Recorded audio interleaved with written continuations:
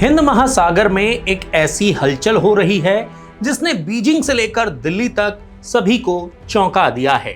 भारत सरकार एक ऐसा मेगा प्लान तैयार कर रही है जो भारत को समंदर का सिकंदर बना सकता है, लेकिन इसके पीछे विकास बनाम विनाश की एक ऐसी जंग छिड़ी है जो आपने पहले कभी नहीं सुनी होगी।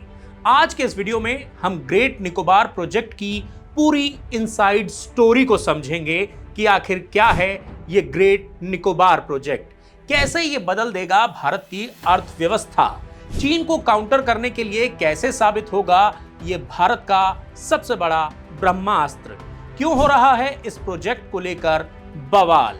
लेकिन सबसे पहले समझते हैं कि आखिर क्या है ये great Nicobar project. Great Nicobar project Bharat सरकार की एक ऐसी विकास योजना है जो ग्रेट निकोबार द्वीप पर बनाई जा रही है। इसको लेकर नीति आयोग ने एक विजन तैयार किया है। अंडमान और निकोबार के सबसे दक्षिणी द्वीप ग्रेट निकोबार को एक ग्लोबल हब बनाने का, और प्रमुखतः इसके 4 हिस्से हैं। इंटरनेशनल कंटेनर ट्रांसशिपमेंट टर्मिनल, यानी कि एक ऐसा बंदरगाह बनाना जहां दुनिया के सबसे बड़े जहाज आकर रुक सकें। इसके अलावा इंटरनेशनल एयरपोर्ट जो सेना और आम आदमी दोनों के लिए काम आए।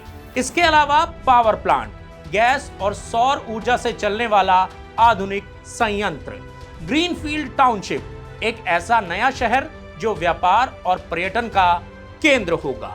तो आपने ये तो जान लिया कि आखिर क्या है ये ग्रेट निकोबार प्रोजेक्ट, लेकिन अब ये जानते हैं कि कैसे ये भारत के लिए सबसे बड़ा गेम चेंजर साबित हो सकता है, और आखिर इससे भारत को पैसा कैसे मिलेगा। अभी भारत का 75% समुद्री व्यापार कोलंबो या सिंगापुर जैसे विदेशी बंदरगाहों के जरिए होता है। हमें हर साल करोड़ों डॉलर का नुकसान होता है। ग्रेट निकोबार दुनिया के सबसे व्यस्त समुद्री रास्ते मलक्का स्ट्रेट के बिल्कुल मुहाने पर है। यहाँ बंदरगाह बनने से दुनिया भर के जहाज सीधे भारत आएंगे और रुक सकेंगे। इससे न केवल समुद्री मुद्रा बचेगी बल्कि रोजगार के हजारों नए अवसर भी पैदा होंगे। अब जानते हैं कि चीन के खिलाफ भारत का ये सबसे बड़ा ब्रह्मास्त्र कैसे साबित होगा, और यही है इस प्रोजेक्ट का सबसे रोमांचक हिस्सा, मिलिट्री स्ट्रैटेजी।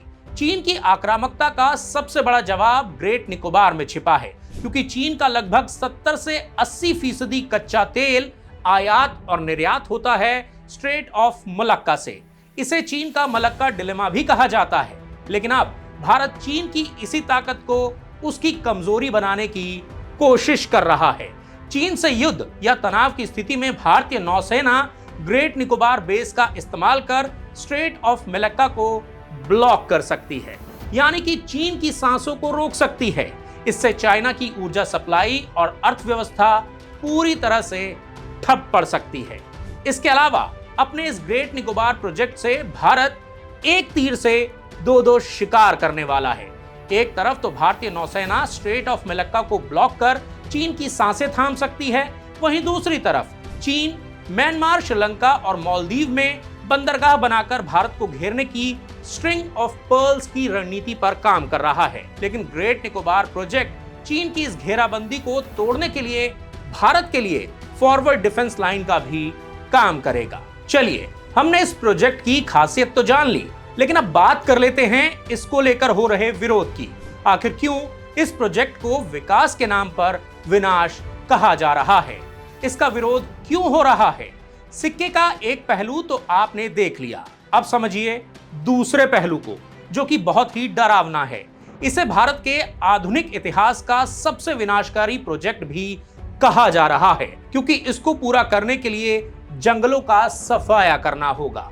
एक अनुमान के मुताबिक 10 लाख से ज्यादा पुराने वर्षावन के पेड़ों को काट दिया जाएगा। अब जंगल काटे जाएंगे तो उसका असर वहां रहने वाले जानवरों पर भी पड़ेगा। वन्य जीवों की बात करें तो यहाँ लेदरबैक कछुए और कई दुर्लभ प्रजातियां रहती हैं, जिनका घर पूरी तरह से छिन जाएगा। इसके अलावा यहाँ रहने वाली आदिवासी प्रजातियों के अस्तित्व पर भी संकट के बादल मंडरा रहे हैं, क्योंकि यहाँ शोम्पेन और निकोबारी जैसी आदम जनजातियां रहती हैं। ऐसे में आबादी बढ़ने से उनके अस्तित्व पर भी संकट आ सकता है। इसी वजह से राहुल गांधी और कई पर्यावरणविदों ने इस प्रोजेक्ट को प्रकृति के खिलाफ अपराध कहा है। सरकार का तर्क है कि वो पेड़ों के बदले हरियाणा में पेड़ लगाएंगे, लेकिन विशेषज्ञों का कहना है कि वर्षावन की जगह कोई दूसरा जंगल ले ही नहीं सकता। सरकार ने कोरल को ट्रांसफर करने और आदिवासियों को मुआवजा देने का भी वादा किया है, लेकिन क्या मुआवजा देने भर से ही ये जनजातियां बच पाएंगी, इसको लेकर भी बड़े सवाल खड़े हो रहे हैं। इसके अलावा एक और बड़ा खतरा है और वो है इस ग्रेट निकोबार प्रोजेक्ट का भूगोल। ये द्वीप अत्यधिक भूकंपीय क्षेत्र यानी कि सेस्मिक जोन में है। 2004 की सुनामी को याद कीजिए, अगर एक बार फिर से यहाँ पर भूकंप आया तो अरबों रुपए का इंफ्रास्ट्रक्चर संपत्ति के बजाय बोझ बन जाएगा।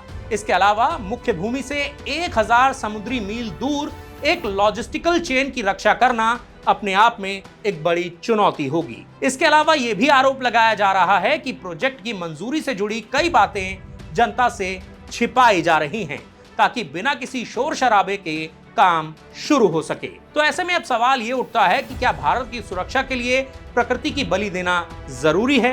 ग्रेट निकोबार प्रोजेक्ट एक ऐसा दांव है जहां एक तरफ भारत की सुरक्षा और अर्थव्यवस्था है तो दूसरी तरफ हमारी अनमोल विरासत। ये प्रोजेक्ट एक ऐसी पटरी पर दौड़ रहा है जहां से लौटना अब मुश्किल लगता है। तो दोस्तों, ये थी ग्रेट निकोबार प्रोजेक्ट पर हमारी खास पेशकश। आपको क्या लगता है, क्या देश की सुरक्षा के लिए हमें ये समझौता करना चाहिए या फिर भारत की अनमोल विरासत को बचाने के लिए इस प्रोजेक्ट को बंद कर देना चाहिए? इस पर जो भी आपकी राय है, कमेंट करके अपनी राय हमें जरूर बताएं। मुझे पूरी उम्मीद है आपको हमारी ये खास पेशकश काफी पसंद आई होगी। तो ऐसे में हमारे YouTube चैनल द फेडरल देश को सब्सक्राइब करना, लाइक करना और नोटिफिकेशन की घंटी दबाना मत भूलिएगा। तो आज के इस वीडियो में इतना ही।